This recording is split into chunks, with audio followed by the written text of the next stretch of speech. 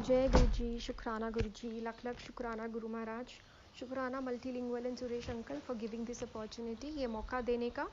संगत जी, आज हम पढ़ेंगे दिव्य आभा का पृष्ठ नंबर 128 एंड 129, विवाह के 6 वर्ष उपरांत। यद्यपि हमारे विवाह को कुछ समय हो चला था, हमारी कोई संतान नहीं थी। मेरे पति अपने चिकित्सा अवश्य करवा रहे थे, पर हमें प्रथम प्रगति जनवरी 1994 में गुरुजी से मिलने के उपरांत ही दृष्टिगोचर हुई। मेरे पति की अवस्था में 20% का अंतर आया। कुछ अंतराल के पश्चात गुरुजी ने हमें संतान होने का आशीर्वाद दिया, पर यह भी कहा कि मेरी गर्भाशय की नलियों में समस्या उत्पन्न होगी। परीक्षण करने पर सब परिणाम समान आए। अगले वर्ष मैं गर्भवती हो गई। गुरुजी के कथन के संदर्भ में मैंने चिकित्सकों से निवेदन कर सब परीक्षण करवाए। पराध्वानिक विशेषज्ञ ने गर्भाशय में कोई असामान्यता नहीं देखी। कुछ दिन उपरांत उन्होंने पाया कि बच्चे के विकास की गति अति धीमी है और DNC का परामर्श दिया।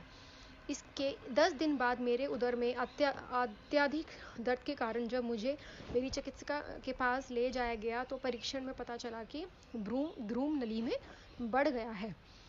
एक नली फट चुकी थी और दूसरी में छेद हो गया था। फिर गुरुजी की कृपा से 2000 में मैं पुनः गर्भवती हुई। विवाह के 6 वर्ष उपरांत और एक सुंदर बच्ची को जन्म दिया।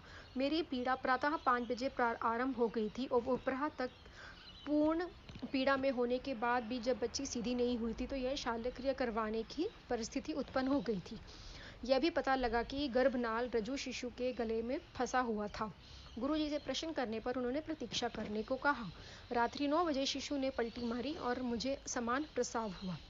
गुरुजी की कृपा से सब अच्छा हो गया। यह चमत्कार केवल गुरुजी कर सकते थे और इसके लिए मैं उनकी अत्यधिक आभारी हूँ। एक भक्त। शुक्राना गुरु महाराज, लख लख शुक्राना महाराज, जिस तरह आप हम सबको अपने अंग संग जोड़े रखे हो, सदा अपनी कृपा हम सब पर और इस पूरे ब्रह्मांड पर बनाए रखना महाराज। आपका बेअंत कोटि कोटि शुक्राना। हमारे पास शब्द नहीं है, पर मालिक आपकी कृपा बहुत असीम है, अपरम अपार हो आप।